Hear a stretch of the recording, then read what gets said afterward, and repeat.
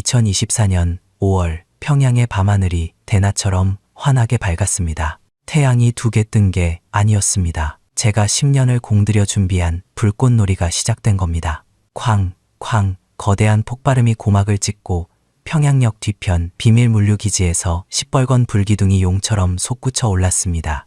39호실 놈들이 금보다 아끼던 항공유와 디젤유가 아름답게 타오르고 있었죠. 놈들이 아침에 일어나 잿더미가 된 열차들을 보며 지을 표정을 상상하니 웃음이 절로 나왔습니다. 사이렌 소리는 들리지 않았습니다. 소방차요? 올 리가 없죠. 제가 그쪽 기름탱크에도 미리 구멍을 뚫어놨으니까요. 아수라장이 된 평양 시내를 유유히 빠져나가는 검은색 세단 안에서 저는 백미러를 보며 중얼거렸습니다. 잘 있어라, 지옥 같은 내 고향. 이게 내 마지막 작별 선물이다. 본 영상은 최근 보도된 평양 중심가 열차 폭발 사건을 모티브로 각색한 내용입니다. 구독, 좋아요 부탁드립니다. 그리고 어느 지역에서 듣고 계신지 댓글로 알려주시면 반갑게 인사드리겠습니다. 평양을 불바다로 만든 남자, 그는 왜 그래야만 했을까요? 그 이야기 지금 시작합니다. 제 이름은 리철민입니다. 2024년 현재 44살, 직책은 조선노동당 39호실 산하 평양 제1물류기지 보안과장, 계급은 상좌. 남들이 보면 출세 가도를 달리는 핵심 계층이자 당에 충직한 사냥개입니다. 하지만 진짜 제 이름은 10년 전 그날 밤 평양 중구역 창광거리의 고급 아파트 거실에서 죽었습니다. 1990년대 후반 고난의 행군으로 온 나라가 굶주림에 허덕일 때도 제 세상은 완벽했습니다. 아버지는 중앙당 조직지도부 부부장이었고 어머니는 인민배우 칭호를 받은 공훈예술가였습니다. 우리 집 식탁에는 옥수수죽 대신 김이 모락모락 나는 이밥과 돼지고기 국이 올랐고 저는 남들이 구경조차 힘든 일제 소니 워크맨으로 음악을 들으며 등교했습니다. 만경 대형명학원 제복을 입은 저는 선택받은 존재라는 오만함에 취해 있었습니다. 수령님은 어버이였고 당은 제 심장이었으며 조국은 영원한 낙원이었습니다. 그 낙원이 썩은 내 진동하는 지옥의 아가리였다는 걸 깨닫기 전까지는 말입니다. 2014년 12월 12일 평양의 겨울바람이 유난히 매섭게 창문을 때리던 밤이었습니다. 새벽 2시경이었을 겁니다. 쾅, 쾅, 쾅. 현관문이 통째로 뜯겨나가는 듯한 굉음이 집안의 정적을 찢어발겼습니다. 잠결에 놀라 깬 저는 거실로 뛰쳐나갔습니다. 흙 묻은 군화를 신은 국가보위성 요원 5명이 거실을 점령하고 있었습니다.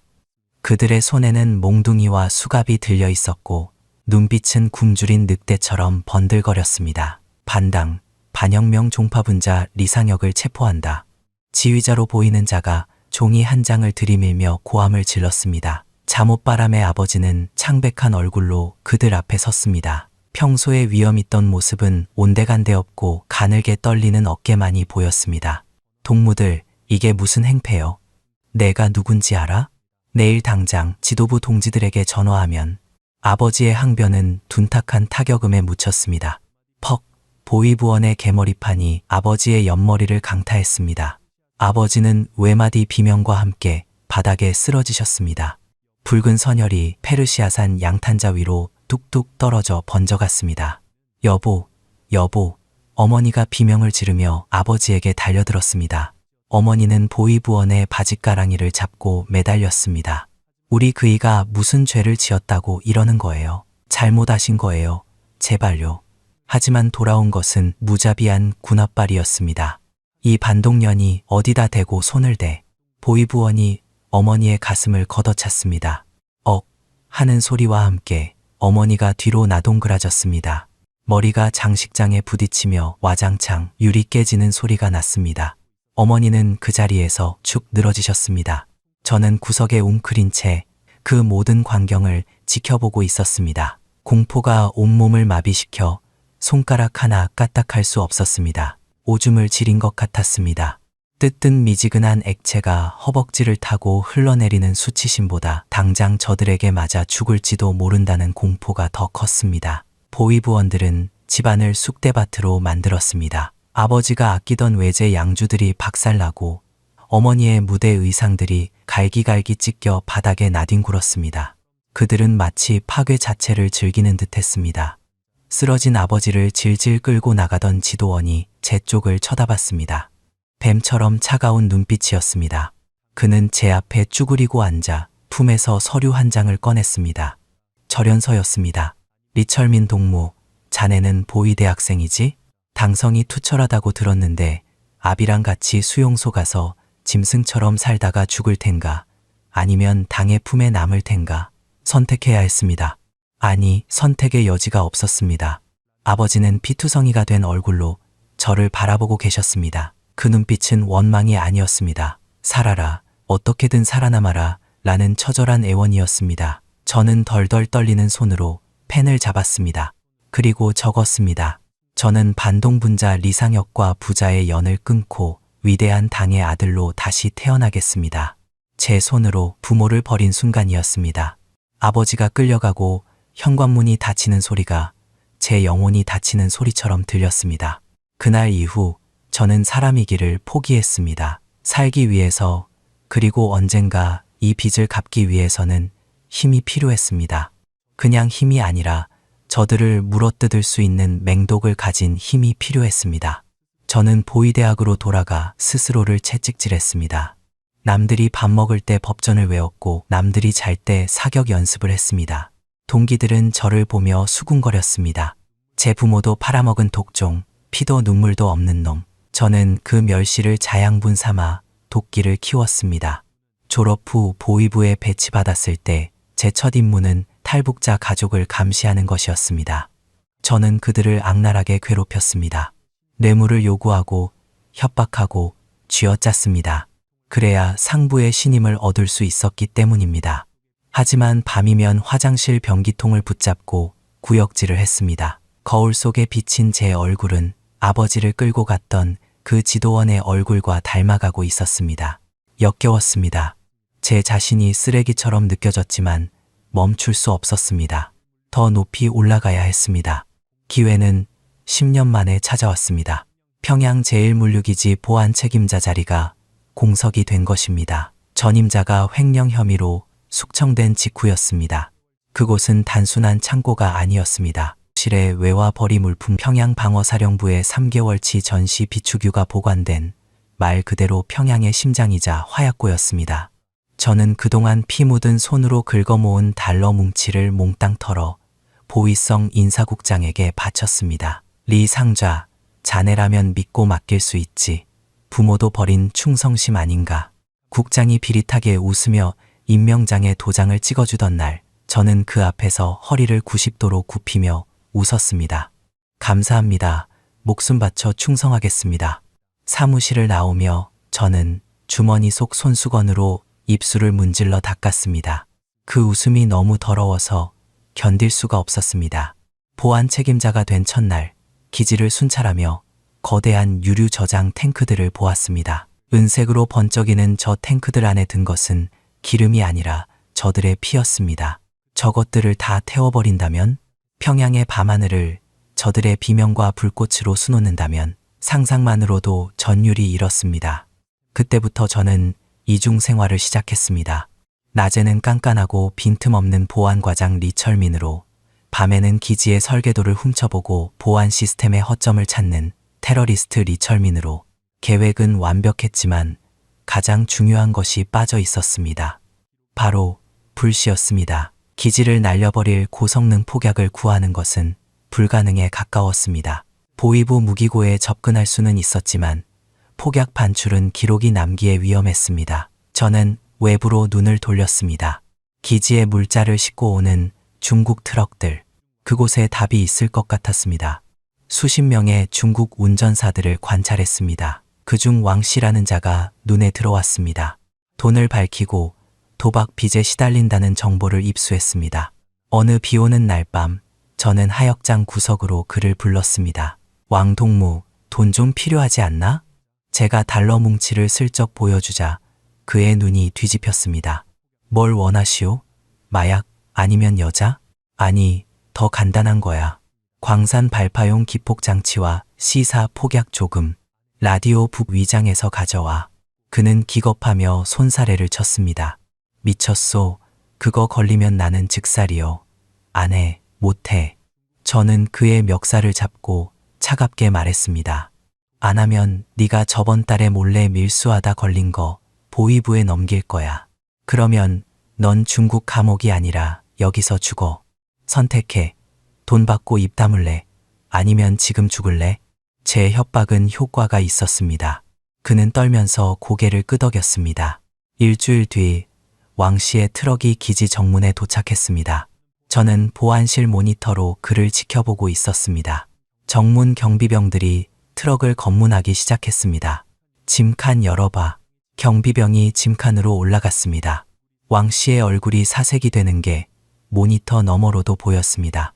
폭약은 트럭 공구함 이중 바닥에 숨겨져 있었지만 만약 경비병이 꼼꼼하게 뒤진다면 제 심장이 미친 듯이 뛰기 시작했습니다. 입안이 바짝 말랐습니다. 경비병이 공구함 쪽으로 다가갔습니다. 그는 발로 공구함을 툭툭 찼습니다. 이거 소리가 왜 이래? 뭐 숨겨둔 거 아냐? 왕 씨가 땀을 뻘뻘 흘리며 횡설수설했습니다. 아, 아니요. 그냥 공구들입니다. 낡아서 소리가. 경비병이 의심스러운 눈초리로 공구함 뚜껑을 열려고 했습니다. 그 순간 저는 마이크를 잡고 정문 초소에 방송을 때렸습니다. 야, 정문, 지금 뭐 하는 거야? 뒤에 트럭들 밀린 거 안 보여? 빨리빨리 통과 안 시켜? 오늘 물량 늦어지면 내 놈들이 책임질 거야. 제 고함에 경비병이 화들짝 놀라 차렷 자세를 취했습니다. 아, 알겠습니다. 통과, 빨리 가. 왕 씨의 트럭이 기지 안으로 들어오는 것을 보며 저는 의자에 깊숙이 몸을 묻었습니다. 등줄기에 흐른 식은땀으로 셔츠가 축축했습니다. 10년 감수했습니다. 왕 씨에게서 물건을 건네받을 때 그는 제 손에 폭탄을 쥐어주며 떨리는 목소리로 말했습니다. 당신 진짜 미친놈이야. 눈빛이 사람 죽일 것 같더군. 저는 말없이 웃었습니다. 그래, 난 미쳤어. 미치지 않고서야 어떻게 이 지옥에서 10년을 버텼겠어. 2024년 5월 15일 마침내 디데이가 밝았습니다. 아침 조회 시간, 저는 평소보다 더 빳빳하게 다림질한 제복을 입고 부하들 앞에 섰습니다. 제 눈빛은 그 어느 때보다 날카로웠습니다. 오늘 밤 중앙당에서 불시 특별 보안 검열이 있을 예정이다. 다들 정신 똑바로 차려. 개미 새끼 한 마리라도 얼씬거리게 했다간 너희들 목이 날아갈 줄 알아. 부하들은 잔뜩 겁을 먹고 큰 소리로 복창했습니다. 알겠습니다. 물론 거짓말이었습니다.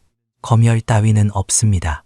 하지만 이 거짓말 덕분에 부하들은 자기 초소를 지키느라 혈안이 되어 정작 내부에서 움직이는 저를 신경 쓸 겨를이 없을 겁니다. 등잔 밑이 어둡다는 말을 실현시킬 완벽한 연막 작전이었습니다. 오후 5시 기지 소장이 퇴근 준비를 했습니다.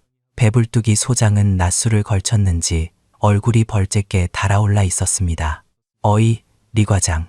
오늘도 고생이 많네. 적당히 하고 들어가서 쉬어. 마누라가 기다릴 거 아냐? 마누라? 기다리는 사람 따위는 없었습니다.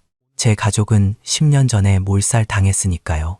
저는 끓어오르는 증오를 억누르며 깍듯하게 경례를 붙였습니다. 소장 동지, 걱정 마십시오. 오늘 밤은 제가 이 기지를 목숨 걸고 지키겠습니다. 편히 들어가십시오. 그래. 자네 같은 충신이 있어서 내가 발 뻗고 잔다니까. 소장의 차가 멀어지는 것을 보며 저는 바닥에 침을 뱉었습니다. 그래, 발 뻗고 자라.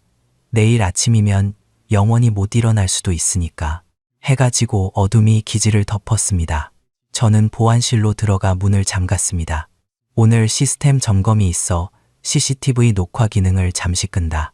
다들 각자 위치에서 유관 감시 철저히 해. 당직병들에게 지시를 내리고 메인 서버에 전원을 내렸습니다. 모니터들이 하나둘 꺼지며 검은 화면으로 변했습니다. 마치 평양의 운명처럼 가방을 열었습니다. 검은색 비닐에 쌓인 시사 폭약 새 덩어리와 타이머가 보였습니다. 투박하지만 치명적인 저 녀석들이 오늘 밤 제 파트너입니다. 시계를 보았습니다. 밤 11시 55분, 거사 시간인 새벽 2시까지 약 2시간 남았습니다. 저는 책상 서랍 깊숙한 곳에서 낡은 흑백 사진 한 장을 꺼냈습니다. 만경대 유원지에서 찍은 가족 사진. 아버지와 어머니가 환하게 웃고 계셨습니다. 사진 속에 저는 아버지가 사준 솜사탕을 들고 세상을 다 가진 듯 행복해 보였습니다. 사진 위로 눈물 한 방울이 뚝 떨어졌습니다. 아버지, 어머니, 오래 기다리셨습니다. 10년이 걸렸습니다. 오늘 밤 이 지긋지긋한 연극을 끝내겠습니다. 저들의 심장을 터뜨리고 저도 자유를 찾아가겠습니다. 부디 저를 지켜봐 주세요. 소주 한 잔을 단숨에 들이켰습니다. 독한 술 기운이 식도를 타고 내려가며 뱃속을 뜨겁게 달궜습니다. 심장이 터질 듯이 뛰었습니다. 두려움일까요? 아니면 설렘일까요? 손이 미세하게 떨려왔지만 주먹을 꽉 쥐어 진정시켰습니다. 이제 돌아갈 길은 없습니다. 저는 폭탄을 챙겨 들고 자리에서 일어났습니다. 어둠 속에서 제 눈빛만이 형형하게 빛나고 있었습니다. 사냥이 시작되었습니다. 보안실의 육중한 철문이 철컥 소리를 내며 잠겼습니다. 복도는 무덤처럼 고요했습니다. 드문드문 켜진 비상유도 등의 녹색 불빛만이 유령처럼 일렁이고 있었습니다. 저는 검은색 작업복의 지퍼를 목 끝까지 올리고 폭탄이 든 가방끈을 어깨에 단단히 조여맸습니다. 가방의 묵직한 무게감이 등줄기를 타고 전해졌습니다. 그것은 단순한 폭약의 무게가 아니라 10년간 짊어지고 온 원한의 무게였습니다. 복도 끝 창문으로 기지 전경을 살폈습니다. 축구장 5개 크기의 거대한 물류기지는 어둠 속에 잠겨 있었습니다. 멀리 외곽 경비 초소에서 서치라이트 불빛이 규칙적으로 회전하며 밤하늘을 가르고 있었습니다. 마치 감시탑의 거대한 눈동자 같았습니다. 제 심장 박동 소리가 귓가에서 쿵쿵쿵 하고 울렸습니다. 첫 번째 목표는 제1저장소, 항공유가 보관된 곳입니다. 가장 위험하고 가장 경비가 삼엄한 곳이죠. 저는 그림자처럼 벽에 붙어 이동했습니다. CCTV는 껐지만 순찰병들의 눈까지 끌 수는 없었습니다. 3구역 모퉁이를 돌 때였습니다. 타닥, 타닥, 라이터 켜는 소리와 함께 매캐한 담배 냄새가 훅 끼쳐왔습니다. 순찰병 2명이 구석에 쭈그리고 앉아 땡땡이를 치고 있었습니다. 야, 김중사, 오늘따라 왜 이렇게 춥냐? 소주 한 잔 생각나네. 조용히 해, 새끼야. 리철민 과장이 오늘 밤 검열 있다고 했잖아. 걸리면 영창이 아니라 총살감이야. 제 이름이 나오자 입꼬리가 살짝 올라갔습니다. 그 독사 이미지가 이럴 땐 도움이 되더군요. 그들은 제 그림자조차 보지 못했습니다. 저는 숨을 죽이고 그들 뒤편의 배관, 파이프 사이로 기어갔습니다. 바닥에 차가운 냉기가 무릎을 타고 올라왔습니다. 파이프에서 떨어진 기름때가 손바닥을 적셨지만 닦을 새도 없었습니다. 그들과의 거리는 불과 5m. 그들이 고개만 돌려도 발각될 거리였습니다.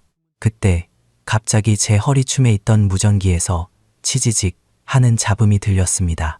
젠장, 등골이 오싹해졌습니다. 소리를 줄여놨어야 했는데 순찰병 중 하나가 벌떡 일어났습니다. 무슨 소리 안 들렸어? 그가 손전등을 제가 숨은 쪽으로 비췄습니다. 하얀 불빛이 파이프 위를 훑고 지나갔습니다. 저는 파이프 뒤에 납작 엎드려 숨조차 쉬지 않았습니다. 심장이 터질 것 같았습니다. 불빛이 제 머리 위 5cm 지점을 스치고 지나갔습니다. 에이, 쥐새끼겠지. 여기 쥐가 득실거리잖아. 다른 병사가 귀찮다는 듯 말했습니다. 그런가? 찝찝한데. 그들은 잠시 서성이다가 담배꽁초를 비벼 끄고는 반대편으로 걸어갔습니다. 멀어지는 발소리를 들으며 저는 안도의 한숨을 내쉬었습니다. 다리에 힘이 풀려 주저앉을 뻔했지만 이를 악물고 일어섰습니다. 이제 시작일 뿐입니다. 제1저장소 철문 앞에 도착했습니다. 이곳만 뚫으면 절반은 성공입니다. 저는 주머니에서 마스터키를 꺼냈습니다. 그런데 예상치 못한 변수가 발생했습니다. 평소라면 부드럽게 돌아가야 할 키가 꿈쩍도 하지 않는 것이었습니다. 이런 젠장, 왜 이래? 당황스러웠습니다. 최근 잦은 정전 때문에 전자식 잠금 장치가 오작동을 일으킨 모양이었습니다. 힘으로 돌리려다가는 키가 부러질 수도 있었습니다. 키가 부러지면 모든 게 끝입니다. 이마에 식은 땀이 비 오듯 흘러내렸습니다. 시간은 계속 흐르고 있었습니다. 초조함에 손이 떨려왔습니다. 진정해, 리철민. 넌 보이대학 수석 졸업생이야. 이까짓 자물쇠 하나 못 따서 10년 복수를 망칠 셈이야. 심호흡을 하고 도구 주머니에서 얇은 철사를 꺼냈습니다.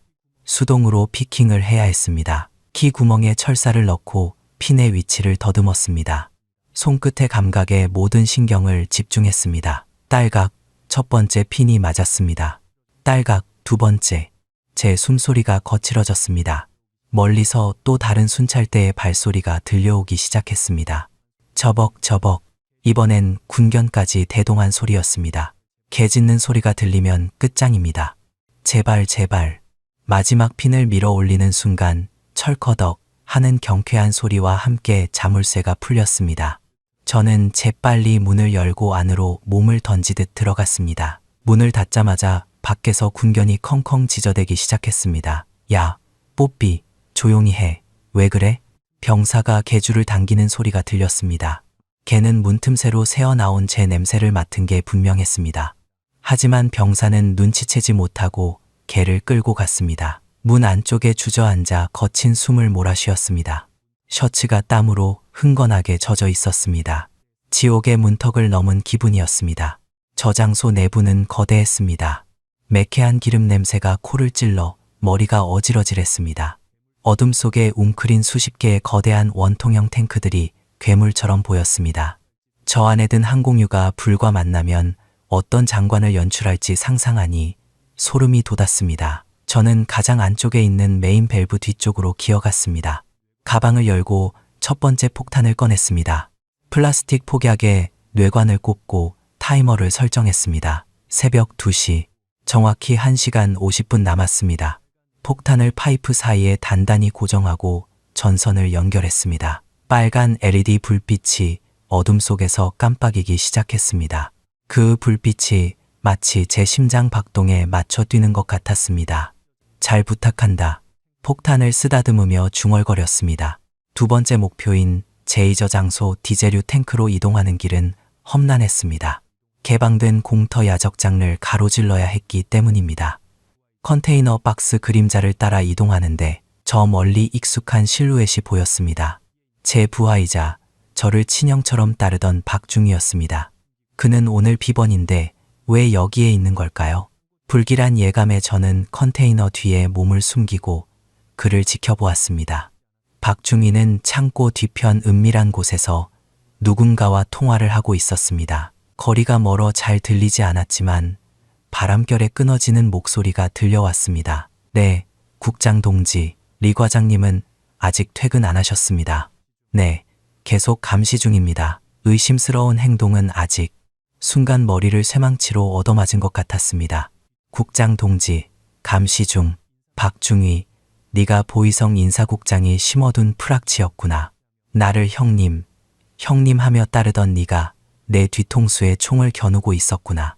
인사국장 놈은 제 뇌물은 뇌물대로 받아먹고 뒤로는 저를 감시하며 꼬투리를 잡아 숙청할 기회만 노리고 있었던 겁니다. 배신감에 치가 떨렸습니다. 하지만 한편으론 차가운 이성이 고개를 들었습니다. 잘됐다. 어차피 놈을 살려둘 수는 없었어. 저는 바닥에 떨어져 있던 녹슨 렌치를 집어들었습니다. 묵직한 쇠의 감촉이 손에 감겼습니다. 박중희는 통화를 끝내고 담배를 피우려는지 라이터를 켰습니다. 불빛에 비친 그의 얼굴은 아무런 죄책감도 없이 평온해 보였습니다. 그 평온함이 저를 더 분노하게 만들었습니다. 저는 고양이처럼 소리 없이 그의 뒤로 다가갔습니다. 인기척을 느낀 박중희가 누구 하며 뒤를 돌아보려는 찰나 저는 온 힘을 다해 렌치를 휘둘렀습니다. 퍽, 둔탁한 파열음과 함께 박중희가 고꾸라졌습니다. 짧은 신음조차 내지 못했습니다. 쓰러진 그의 머리에서 검붉은 피가 흘러나왔습니다. 저는 떨리는 손으로 그의 멱살을 잡고 흔들었습니다. 왜 그랬냐? 내가 너한테 얼마나 잘해줬는데. 하지만 대답은 없었습니다. 미안하다는 말은 나오지 않았습니다. 이곳은 서로가 서로를 물어뜯어야 사는 정글이었으니까요. 그를 질질 끌고 가서 폐자재 더미 깊숙한 곳에 숨겼습니다. 그리고 그의 품에서 무전기를 꺼내 전원을 껐습니다. 제 손에 묻은 끈적한 피를 바지에 문질러 닦았습니다. 이제 진짜 장애물은 사라졌습니다. 두 번째 폭탄을 설치하러 가는 발걸음이 한결 가벼워졌지만 가슴 한 구석은 시리도록 아팠습니다. 마지막 세 번째 폭탄은 중앙제어실 지하 배전반에 설치해야 했습니다. 이곳을 날려버려야 기지 내 소방 시스템과 비상 전력을 마비시킬 수 있습니다. 지하로 내려가는 계단은 좁고 습했습니다. 곰팡이 냄새와 쥐오줌 냄새가 진동했습니다. 바닥에 고인 물웅덩이를 밟을 때마다 첨벙 소리가 나서 신경이 곤두섰습니다. 배전반 앞에 도착했습니다. 이곳이 기지의 심장입니다. 이곳이 멈추면 평양의 밤도 멈춥니다. 마지막 폭탄을 꺼내 배선 뭉치 사이에 끼워 넣었습니다. 그런데 문제가 생겼습니다. 타이머 전원을 켰는데 액정의 숫자가 나타나지 않는 것이었습니다. 이런 빌어먹을. 저는 폭탄을 손바닥으로 쳤습니다. 그래도 반응이 없었습니다. 중국제 싸구려 부품이 습기 때문에 고장난 모양이었습니다. 시간이 없었습니다. 거사 시간까지는 이제 30분밖에 남지 않았습니다. 이 폭탄이 터지지 않으면 소방차가 출동할 것이고 그러면 제 계획은 붐이 됩니다. 저는 주머니에서 맥가이버 칼을 꺼내 기폭 장치를 분해하기 시작했습니다. 손전등을 입에 물고 깨알 같은 회로 기판을 들여다보았습니다. 손이 덜덜 떨려서 나사 하나 풀기도 힘들었습니다. 침착해 주문을 외우듯 중얼거렸습니다. 문제는 배터리 접촉 불량이었습니다. 녹이 슬어 전기가 통하지 않았던 겁니다. 저는 칼끝으로 녹을 긁어내고 전선을 꼬아서 직결로 연결했습니다. 제발 되라, 제발. 전선을 잇는 순간 삐빅 소리와 함께 빨간 불이 들어왔습니다. 액정에 0, 30이라는 숫자가 떴습니다. 됐다. 저도 모르게 탄성을 질렀습니다. 안도의 한숨과 함께 다리에 힘이 풀려 주저앉았습니다. 이제 모든 준비가 끝났습니다. 3개의 폭탄, 3개의 뇌관. 이것들이 동시에 터지면 평양은 지옥으로 변할 것입니다. 이제 탈출만 남았습니다. 미리 봐둔 비상 배수로를 향해 달렸습니다. 그곳을 통과하면 기지 밖 대동강변으로 나갈 수 있습니다. 배수로 입구는 녹슬고 거미줄이 쳐져 있었지만 제게는 천국으로 가는 문처럼 보였습니다. 좁은 배수로를 기어가는 동안 진흙탕 물이 얼굴에 튀고 시궁창 냄새가 코를 찔렀습니다. 쥐떼가 제 몸 위를 기어다니며 찍찍거렸지만 상관없었습니다. 저는 웃고 있었습니다. 미친 사람처럼 낄낄거리며 진흙탕을 기어갔습니다. 배수로 끝에서 시원한 강바람이 불어왔습니다. 밖으로 머리를 내밀자 밤하늘의 별이 보였습니다. 살았습니다. 기지 밖으로 빠져나왔습니다. 저는 덤불 속에 미리 숨겨둔 검은색 세단이 있는 곳으로 미친 듯이 달렸습니다. 차 문을 열고 시동을 걸었습니다. 부르릉 엔진 소리가 경쾌하게 울렸습니다. 시계를 보았습니다. 새벽 1시 59분 8. 입으로 카운트다운을 세며 백미러를 보았습니다. 고요하고 거대한 성체 같은 그곳. 겉으로는 평온해 보이지만 속은 이미 타오를 준비를 마친 그곳. 3, 2, 1. 잘 가라, 지옥. 그리고 세상이 멈춘 듯한 정적. 정적은 찰나였습니다. 카운트다운이 끝나는 순간 세상의 시간이 멈춘 듯했고 제 심장조차 박동을 멈춘 것 같았습니다. 그리고 찾아온 것은 소리가 아니었습니다. 거대한 진동이었습니다. 대지가 비명을 질렀습니다. 콰앙앙. 그것은 단순한 폭발음이 아니었습니다. 지옥의 문이 열리는 소리였습니다. 차체가 지진이라도 난 듯 격렬하게 요동쳤고 백미러가 부르르 떨리다 못해 툭 하고 떨어져 나갔습니다. 뒤를 돌아볼 필요도 없었습니다. 칠흑 같던 평양의 밤하늘이 순식간에 핏빛으로 물들었으니까요. 제1저장소 항공유 탱크가 첫 번째 비명을 질렀습니다. 두께 5cm 강철 탱크가 종이장처럼 찢겨 나갔습니다. 그 틈 사이로 압축된 유증기가 분출되며 거대한 불기둥을 만들어냈습니다. 시뻘건 불기둥이 마치 용이 승천하듯 밤하늘을 향해 수직으로 솟구쳐 올랐습니다. 그 높이가 수백 미터는 되어 보였습니다. 폭발의 성광은 너무나 강렬해서 평양 시내의 모든 그림자를 지워버렸습니다. 멀리 류경 호텔의 거대한 유리창들이 그 불빛을 반사하며 번쩍거렸습니다. 마치 거울로 된 산이 불타는 것 같았습니다. 곧이어 연쇄 반응이 시작되었습니다. 구구궁, 쾅, 쾅. 이번엔 디젤유 탱크와 지하 배전반이었습니다. 검은 연기가 버섯구름처럼 피어올라 달빛을 가렸습니다. 폭풍 블라스트 웨이비 휩쓸고 지나간 자리는 처참했습니다. 기지 외곽의 콘크리트 담장이 과자 부스러기처럼 무너져 내렸고 인근 아파트 유리창들이 와장창 깨져 비오듯 쏟아졌습니다. 주차되어 있던 화물 열차들이 장난감처럼 뒤집혀 뒹굴었습니다. 화차에 실려있던 탄약과 군수 물자들이 유폭을 일으키며 밤하늘을 불꽃놀이처럼 수놓았습니다. 피웅, 펑, 타닥, 형형색색의 불꽃들이 춤을 추며 떨어졌습니다. 저는 핸들을 꽉 쥐었습니다. 손끝에서부터 전신으로 짜릿한 전율이 흘렀습니다. 공포가 아니었습니다. 환희였습니다. 10년 동안 가슴속에 억눌러왔던 울분과 증오가 저 불길과 함께 터져 나오는 것 같았습니다. 눈앞에 펼쳐진 지옥도는 제게는 세상에서 가장 아름다운 풍경이었습니다. 보았느냐? 똑똑히 보아라. 이것이 인민의 분노다. 차 안에서 저도 모르게 고함을 질렀습니다. 목이 터져라 소리를 지르며 미친 사람처럼 웃었습니다. 눈물이 볼을 타고 흘러내렸습니다. 저 불길 속에서 당황의 속옷바람으로 뛰쳐나올 39호실 간부들의 얼굴이 눈에 선했습니다. 그들은 지금쯤 자신의 비자금 장부와 진급줄이 타들어가는 걸 보며 발을 동동 구르고 있을 겁니다. 아버지를 죽이고 어머니를 짓밟고 나를 짐승으로 만든 그 대가치고는 아직 부족했습니다. 더 타올라라. 더 뜨겁게. 평양의 모든 거짓을 태워버릴 때까지. 폭발의 충격은 기지를 넘어 평양 시내 전체를 공황 상태로 몰아넣었습니다. 저는 속도를 줄이고 일부러 현장 근처 큰 길로 차를 몰았습니다. 도시는 아수라장이었습니다. 놀라서 뛰쳐나온 시민들이 거리를 메웠습니다. 잠옷바람으로 아이를 업고 뛰는 여인, 피를 흘리며 주저앉아 통곡하는 노인, 영문을 몰라 우왕좌왕하는 군인들. 전쟁이다. 미제가 쳐들어왔다. 누군가 외치자 공포는 전염병처럼 번졌습니다. 사람들은 지하철역으로 방공호로 밀려들었습니다. 도로는 역주행하는 차들과 인파로 뒤엉켜 통제불능이었습니다.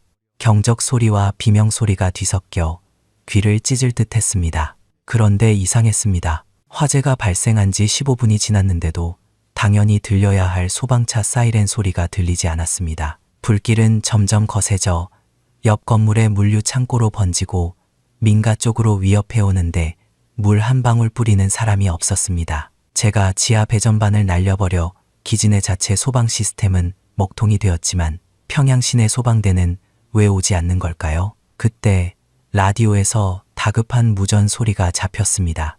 제가 도청용으로 맞춰둔 평양 소방지휘본부 주파수였습니다.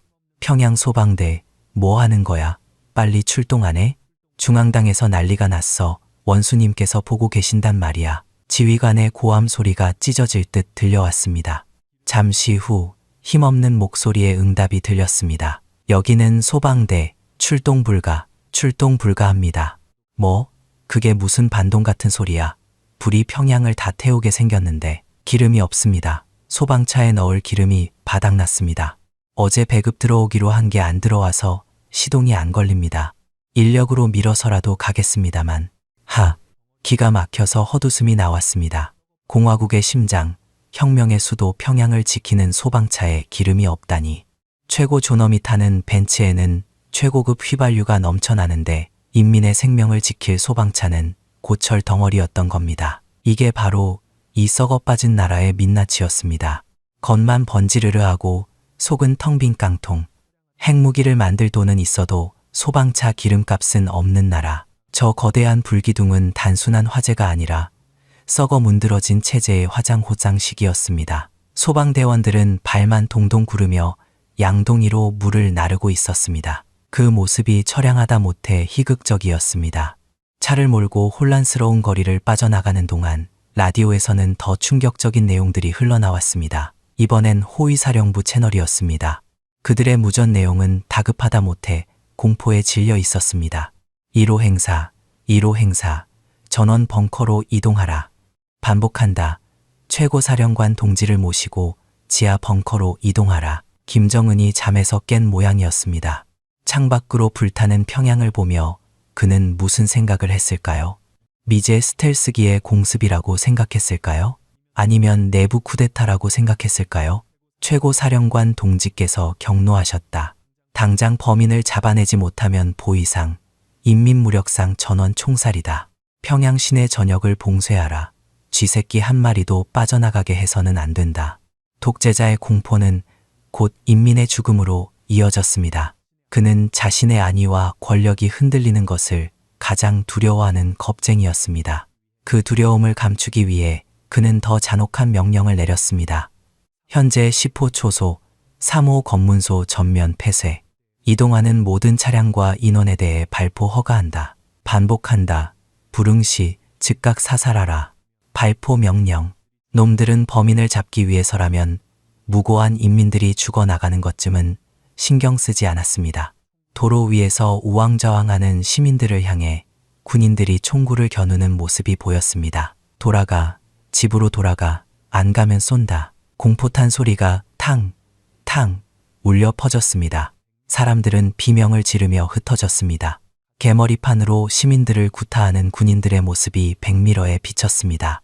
그 아비규환을 보며 가슴 한구석이 욱신거렸습니다. 죄 없는 사람들, 나의 복수 때문에 고통받는 저들, 죄책감이 스멀스멀 올라와 목을 조르는 것 같았습니다. 하지만 이를 악물었습니다. 아니야, 미안해하지 마라 리철민. 이건 어쩔 수 없는 희생이야. 이 썩은 종기를 도려내려면 피를 봐야 해. 내가 멈추면 저들은 영원히 노예로 살다 죽을 거야. 이 불꽃이 저들에게도 각성의 계기가 될 것이다. 저는 감정을 억누르며 핸들을 꺾어 골목길로 들어섰습니다. 이제 감상은 끝났습니다. 본격적인 생존 게임이 시작되었습니다. 보이부 기동타격대의 장갑차가 굉음을 내며 대로를 질주하고 있었습니다. 그들은 냄새를 맡은 사냥개처럼 기지 주변을 포위해 오고 있었습니다. 평양 시내는 거대한 감옥으로 변해 있었습니다. 주요 도로마다 장갑차가 배치되고 무장군인들이 검문을 시작했습니다. 제 얼굴은 이미 수배 전단에 올랐을지도 모릅니다. 기지 생존자가 있다면 보안 책임자인 제가 사라졌다는 것을 보고했을 테니까요. 정면 돌파는 자살 행위였습니다. 저는 미리 파악해둔 유령 도로를 탔습니다. 지도에는 나오지 않는 고위층들이 비밀 파티를 위해 이용하거나 공사가 중단되어 방치된 도로였습니다. 가로등도 없는 칠흑 같은 어둠 속을 헤드라이트도 켜지 않고 달렸습니다. 10년간 평양 지리를 머릿속에 통째로 외워둔 덕분이었습니다. 타이어가 자갈밭을 지시기는 소리만이 유일한 소음이었습니다. 하지만 놈들도 바보는 아니었습니다. 하늘에서 헬기 소리가 들려왔습니다. 두두두두. 서치라이트가 지상을 훑고 있었습니다. 저는 급히 차를 폐건물 그늘 밑에 세우고 숨을 죽였습니다. 하얀 빛기둥이 제 차 바로 옆을 스치고 지나갔습니다. 심장이 터질 것 같았습니다. 헬기가 멀어지자 다시 시동을 걸었습니다. 저 멀리 대동강 다리가 보였습니다. 다리 입구에는 벌써 바리케이드가 쳐져 있고 서치라이트가 번쩍거리고 있었습니다. 예상보다 봉쇄 속도가 빨랐습니다. 다리를 건너는 건 불가능했습니다. 차를 버려야 했습니다. 저는 강변 숲속 깊숙한 곳으로 차를 몰았습니다. 관목들이 차체를 긁는 소리가 비명처럼 들렸습니다. 차를 버리고 배낭을 캤습니다. 이제부터는 도보와 수영입니다. 강변 갈대밭을 포복으로 기어갔습니다. 진흙탕이 차가웠지만 불타는 기지의 열기가 등 뒤에서 느껴져 춥지 않았습니다. 강물에 비친 평양 하늘은 여전히 붉었습니다. 마치 피를 토한 것처럼 그 붉은 빛이 강물에 반사되어 춤을 추고 있었습니다. 거기 누구냐? 갑자기 서치라이트 불빛이 제 머리 위를 스치고 지나갔습니다. 강순찰정이었습니다. 심장이 철렁했습니다. 저는 숨을 멈추고 물속으로 머리까지 집어넣었습니다. 차가운 강물이 귀와 코로 밀려 들어왔습니다. 폐가 터질 것 같았지만 참았습니다. 부르릉. 순찰정 모터 소리가 머리 위에서 웅웅거렸습니다.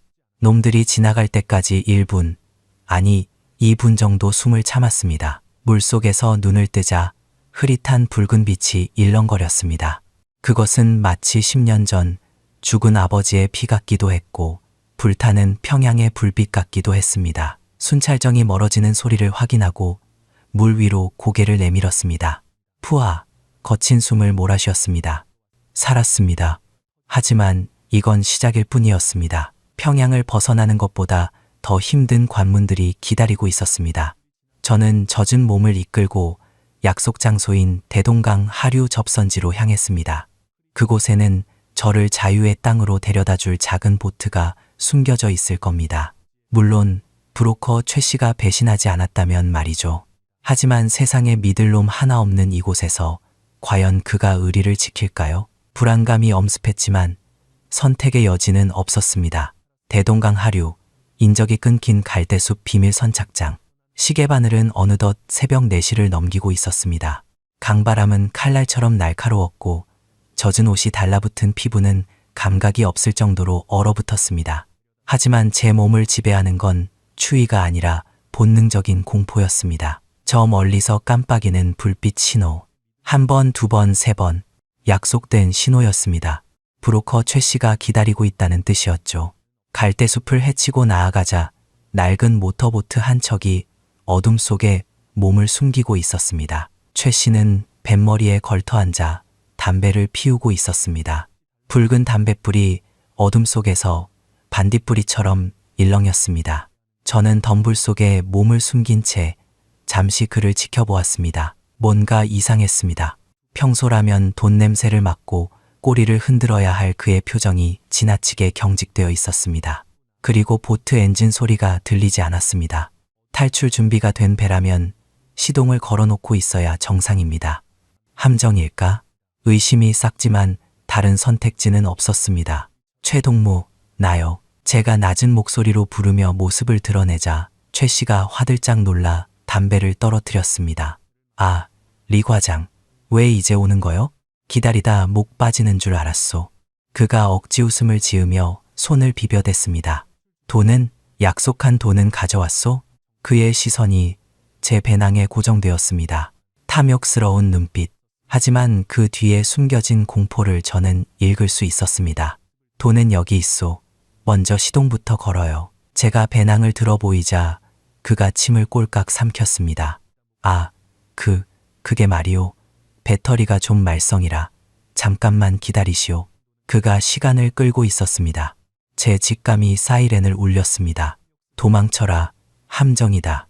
그때 갈대숲 저편에서 부스럭 하는 소리가 들렸습니다. 바람 소리가 아니었습니다.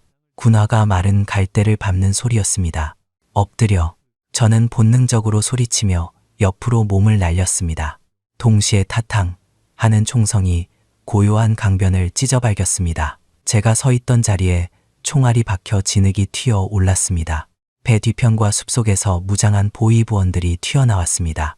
잡아, 생포해, 위에서 산채로 잡아오란다. 함정이었습니다. 최 씨가 저를 팔아넘긴 겁니다.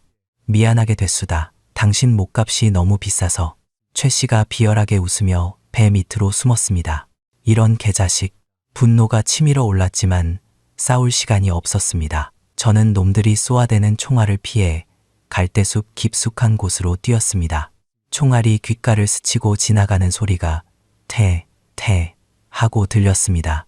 갈대 줄기들이 예리한 칼날에 잘려나가듯 후두둑 떨어졌습니다. 으악, 왼쪽 어깨에 불이 붙은 듯한 자결통이 느껴졌습니다. 스친 것 같았습니다. 피가 울컥 솟았지만 멈출 수 없었습니다. 놈들의 보트가 서치라이트를 켜고 강변을 따라 저를 추격해오고 있었고 육지에서는 지원 병력이 포위망을 좁혀오고 있었습니다. 도간에 든 쥐꼬리였습니다. 하지만 쥐도 궁지에 몰리면 고양이를 무는 법입니다. 저는 이빨을 드러냈습니다. 갈대숲을 미친 듯이 달려 빠져나오자 텅 빈 해안 도로가 나타났습니다. 숨이 턱 끝까지 차올랐고 어깨의 상처에서 흐른 피가 소매를 적시고 있었습니다. 도로변에는 검문을 위해 세워둔 보안서 경찰 순찰차 한 대가 보였습니다. 낡은 구형 지프차였습니다. 보안원 한 명이 노상방뇨를 하느라 숲 쪽에 등을 돌리고 서 있었고 다른 한 명은 차 안에서 졸고 있는 듯 했습니다. 하늘이 준 기회였습니다. 저는 호흡을 가다듬고 소리 없이 다가갔습니다. 어깨의 통증 때문에 시야가 흐릿했지만 정신을 집중했습니다. 발밑에 자갈 소리를 죽여가며 노상방뇨 중인 보안원의 뒤로 접근했습니다. 손에는 숲에서 주운 주먹만 한 돌멩이가 들려 있었습니다. 거리는 3m, 1m.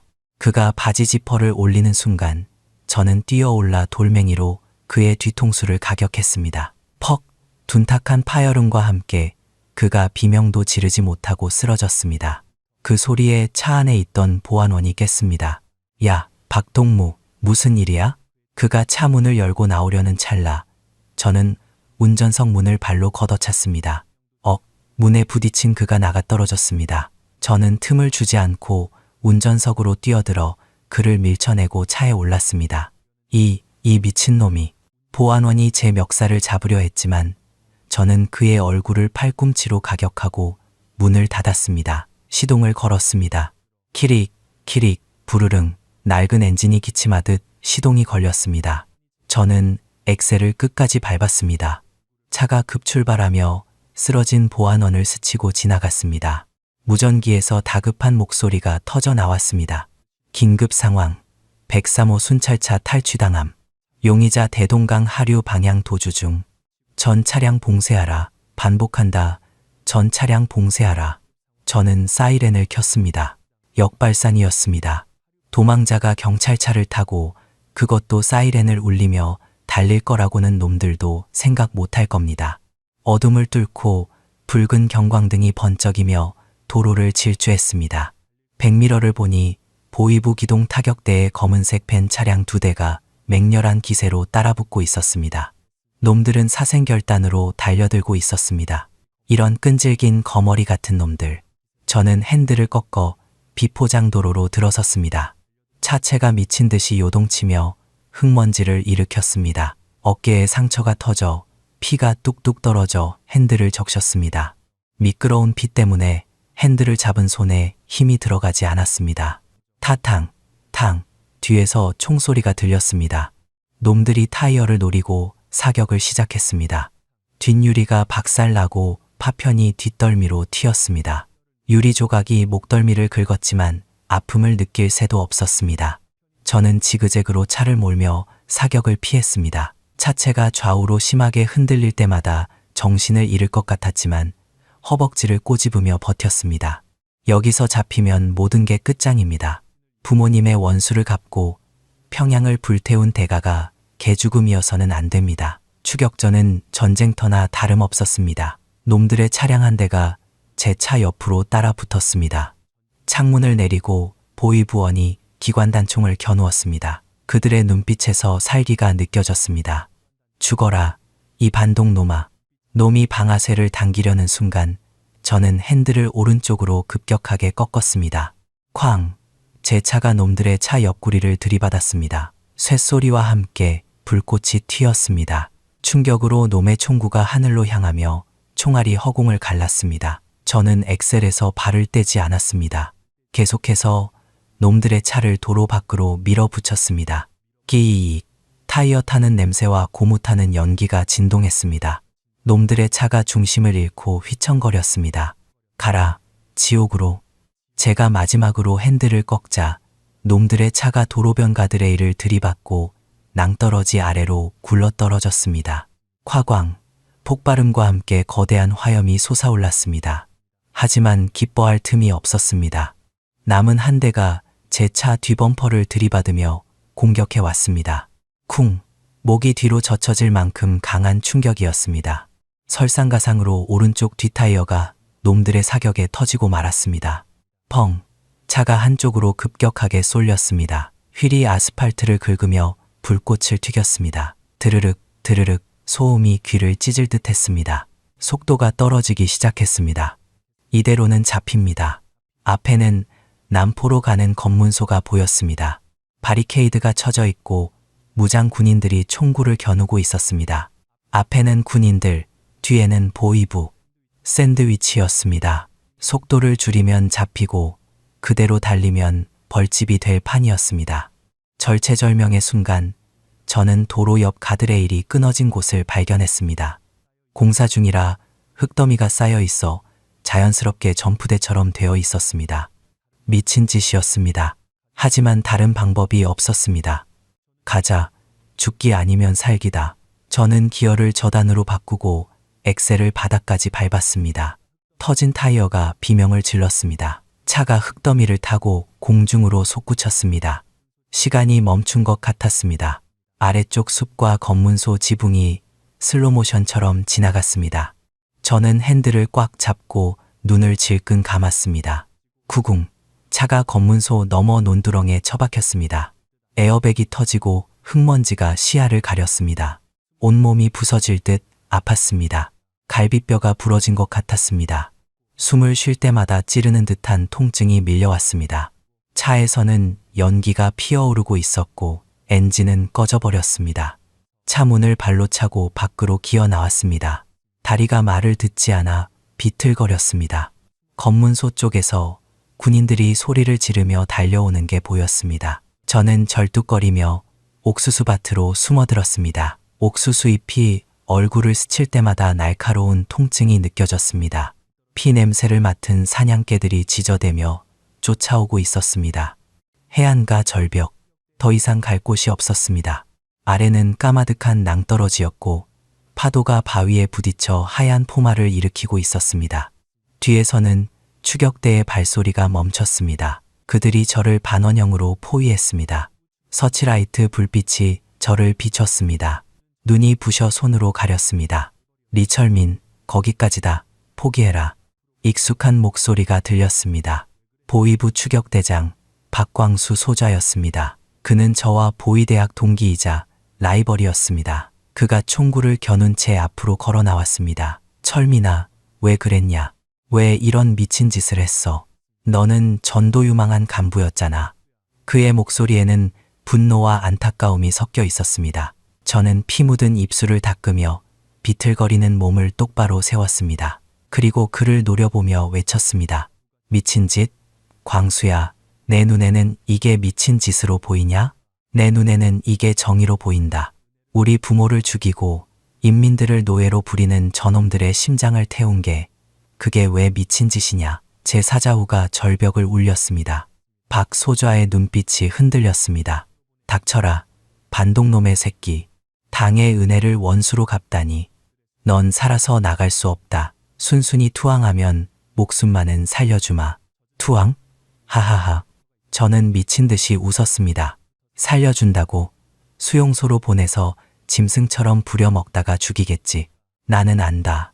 너희 놈들의 수법을. 나는 짐승으로 사느니 인간으로 죽겠다. 주머니를 뒤져보니 젖은 담배 한 개비와 라이터가 있었습니다. 기적적으로 불이 붙었습니다. 떨리는 손으로 담배를 깊게 빨아들였습니다. 매캐한 연기가 폐 속으로 들어오자 정신이 좀 드는 것 같았습니다. 10년간의 복수, 평양의 불꽃놀이, 그리고 질주. 후회는 없었습니다.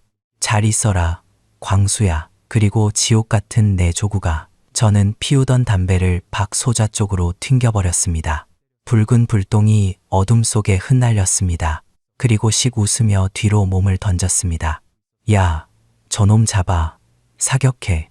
박 소좌의 다급한 고함 소리와 함께 총성이 울렸습니다. 공중에서 총알이 빗발쳤지만 저는 이미 중력에 몸을 맡긴 상태였습니다. 바람 소리가 귓가를 때렸습니다. 하늘에는 별들이 쏟아질 듯 빛나고 있었고 아래에는 검은 바다가 입을 벌리고 있었습니다. 풍덩. 거대한 충격과 함께 차가운 바닷물이 저를 삼켰습니다. 깊은 어둠 속으로 자유 혹은 죽음이 기다리는 그곳으로 빨려 들어갔습니다. 차가운 바닷물이 온몸을 강타했습니다. 콘크리트 바닥에 내동댕이 쳐진 듯한 충격으로 잠시 의식이 끊길 뻔했습니다. 입안으로 짠물이 밀려 들어오고 폐가 찢어질 듯한 고통에 정신이 번쩍 들었습니다. 수심은 깊었고 물살은 거칠었습니다. 위에서는 보이부 놈들이 쏘아대는 총알이 물속을 가르고 들어와 하얀 궤적을 남기며 제 옆을 스치고 지나갔습니다. 저는 본능적으로 더 깊은 곳으로 어둠 속으로 헤엄쳤습니다. 어깨의 상처 때문에 왼팔을 쓸 때마다 불에 댄 듯한 통증이 밀려왔습니다. 피냄새를 맡은 바다 생물들이 몰려올까 두려웠지만 지금은 총알을 피하는 게 우선이었습니다. 숨이 턱 끝까지 차올랐습니다.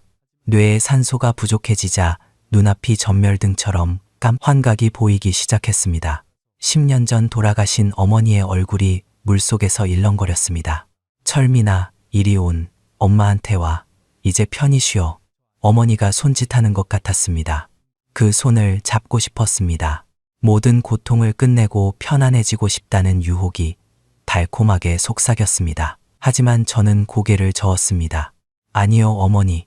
아직은 아닙니다. 저는 살아야 합니다. 살아서 이 지옥을 증언해야 합니다. 이를 악물고 발차기를 했습니다. 허벅지가 터질 것 같았지만 멈추지 않았습니다. 저 아래 바위 틈 사이에 희미한 검은 구멍이 보였습니다. 제가 노렸던 해식 동굴 입구였습니다. 마지막 힘을 짜내어 동굴 안으로 빨려 들어갔습니다. 다행히 동굴 안쪽에는 밀물대도 물이 차지 않는 에어포켓 공기 주머니 있었습니다. 푸아, 쿨럭, 쿨럭, 물 밖으로 머리를 내밀고 거친 숨을 몰아쉬었습니다. 짠물과 비린내, 그리고 제 피 냄새가 섞여 역겨웠지만 그것은 살아있다는 증거였습니다. 동굴 벽은 축축하고 미끄러웠습니다. 저는 젖은 몸을 웅크리고 앉아 덜덜 떨었습니다. 저체온증이 시작되고 있었습니다. 셔츠를 찢어 어깨 상처를 지혈했습니다. 상처가 바닷물에 쓰라려 비명이 나왔지만 소리를 낼 수 없어 입술을 깨물었습니다.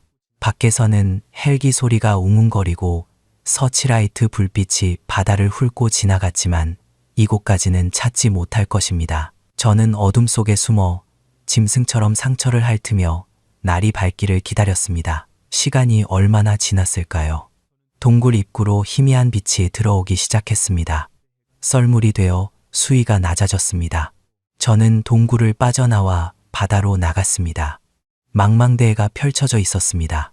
수평선 너머로 붉은 태양이 떠오르고 있었습니다. 아름다웠지만 제게는 잔인한 풍경이었습니다. 육지 쪽을 돌아보니 절벽 위에는 여전히 보이부 차량들이 개미떼처럼 보였습니다. 돌아갈 곳은 없었습니다. 저는 해류를 타고 서쪽으로 공해상으로 헤엄쳤습니다. 부서진 스티로폼 부표 하나가 떠내려와 그것을 생명줄처럼 잡았습니다. 체력은 바닥났고 배고픔과 갈증이 엄습했습니다. 바닷물을 마시고 싶은 충동을 억누르며 버텼습니다. 태양은 점점 뜨거워져 제 피부를 태웠습니다. 상처 부위가 퉁퉁 부어올랐습니다. 정오가 지날 무렵 의식이 가물가물해졌습니다. 헛것이 보였습니다.